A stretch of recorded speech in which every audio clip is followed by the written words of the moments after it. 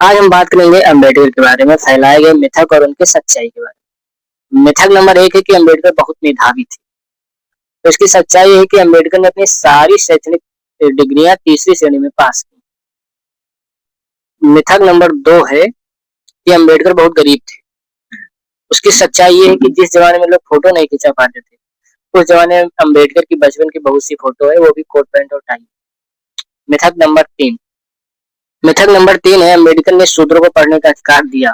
सच्चाई ये है कि अम्बेडकर के पिताजी खुद उस जमाने में आर्मी में सूबेदार मेजर थे। इसके अलावा संविधान बनाने वाली संविधान सभा में 26 एससी 33 एसटी के सदस्य शामिल थे। मिथक नंबर 4 है कि अम्बेडकर को पढ़ने नहीं दिया गया। सच्चाई है उस जमाने में अम्बेडकर को गुजरात बड़ौदा के क्षत्रिय राजा सियाजी गायकवाड़ ने स्कॉलरशिप दी और विदेश पढ़ने तक भेजा, और ब्राह्मण गुरु जी ने अपना नाम अम्बेडकर दिया।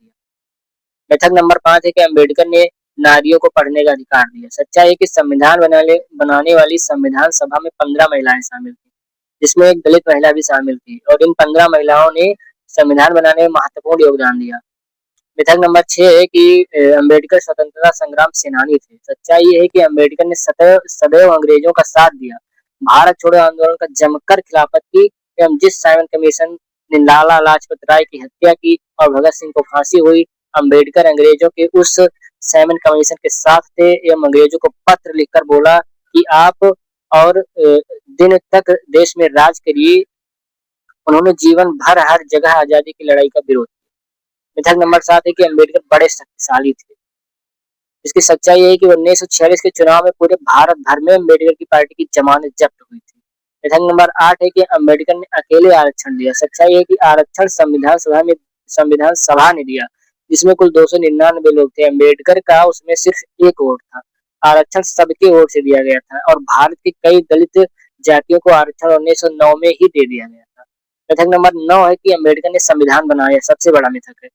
सच्चाई है कि अम्बेडकर केवल संविधान की 16 समितियों में से सिर्फ एक प्रारूप समिति के ही अध्यक्ष थे, जबकि संविधान बनाने वाली पूरी संविधान सभा के अध्यक्ष परम विद्वान डॉक्टर राजेंद्र प्रसाद जी थे, और संविधान का मसौदा ढांचा डी.एन. राव ने बनाया।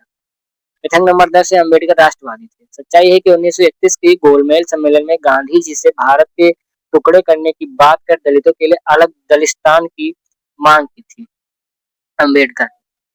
मिथक नंबर 11 है कि आरक्षण को लेकर संविधान सभा के सभी सदस्य सहमत थे। सच्चाई है कि इसी आरक्षण को लेकर सरदार पटेल से अम्बेडकर की कहासुनी हो गई थी। पटेल जी संविधान सभा की मीटिंग छोड़कर बाहर चले गए थे। बाद में नेहरू के कहने पर पटेल जी वापस आए थे। सरदार पटेल ने कहा कि जिस भारत को अखंड बनाने के लिए भारतीय देशी राजाओं, महाराजाओं, रियासतदारों, तालुकेदारों ने अपनी 546 रियासतों को भारत में विलय कर दिया, जिसमें 513 रियासतें क्षत्रिय राजाओं की थी। इस आरक्षण के बीच से भारत भविष्य में खंडित होने के कगार पर पहुंच जाएगा। मिथक नंबर 12 है कि अम्बेडकर स्वदेशी थे। सच्चाई है कि देश के सभी नेताओं का तत्कालीन पहनावा भारतीय पोशाक, धोती कुर्ता, पैजामा कुर्ता, सदरी व टोपी, पगड़ी, साफा आदि हुआ करता था। गांधी जी ने विदेशी पहनावा व वस्त्रों की होली जलवाई थी। यद्यपि नेहरू, गांधी व अन्य नेता विदेशी विश्वविद्यालयों और विदेशों में रहे भी थे, फिर भी स्वदेशी आंदोलन से जुड़े रहे। अम्बेडकर की कोई भी तस्वीर भारतीय पहनावा में नहीं है। अम्बेडकर अंग्रेजियत के हिमायती थे। अंत में कहना चाहते हैं कि अंग्रेज जब भारत छोड़कर जा रहे थे, तो अपने नापाक इरादों को, जिससे भविष्य में भारत खंडित हो सके, के रूप में अंग्रेजी शख्सियत अम्बेडकर की खोज कर लिए थे। हमारा उद्देश्य सच्चाई बयां करने की कोशिश करना था। तथ्यों की जानकारी स्वयं अपने स्तर पर भी पता कर सकते हैं। ये सभी तथ्य गूगल पर मिल जाएंगे। Thanks for watching and visit.